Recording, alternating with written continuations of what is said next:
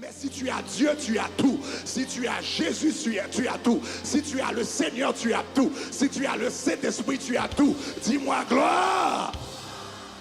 Donc Barak avait peur. Barak avait peur. Il vivait dans la panique. Barak a décidé de ne pas répondre à l'appel de Dieu parce que Sisera avait des chars de guerre. Mais il y a une autre raison pour laquelle Barak avait peur d'affronter Sisera. Il y a une autre raison pour laquelle il avait peur de se livrer dans un combat contre Sisera. Parce que la Bible dit dans le verset 2 que le chef de l'armée était Sisera et il habitait à Haroshet Goïm.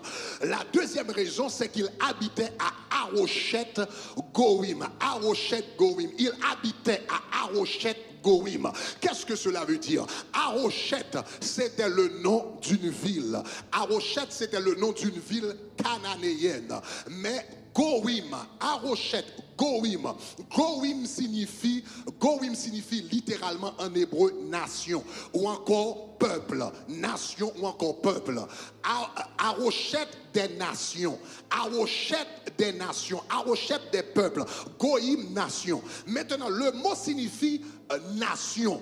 Mais le mot Goïm ou encore qui signifie nation était souvent lié dans la Bible avec l'idolâtrie. Voilà pourquoi vous lisez souvent dans la Bible le Dieu des nations. Le Dieu des nations. Pas le Dieu, non. Les dieux des nations. Les dieux des nations. Les dieux des nations. Vous lisez cela souvent dans la Bible. Le mot Goïm dans la Bible signifie nation idolâtre. Le mot Goïm signifie nation idolâtre. Donc la Bible dit Sisera, lui, il habitait à Haroshet Goïm. Il habitait à Haroshet, le lieu de l'idolâtrie. Il habitait à Haroshet, le lieu de la magie. Il habitait à Haroshet, le lieu de la superstition. Il habitait à Haroshet, le lieu de la sorcellerie. Donc il y avait une deuxième raison pour laquelle il avait peur. Parce que cet homme, non seulement il avait toute une armée avec lui, il avait des chars de guerre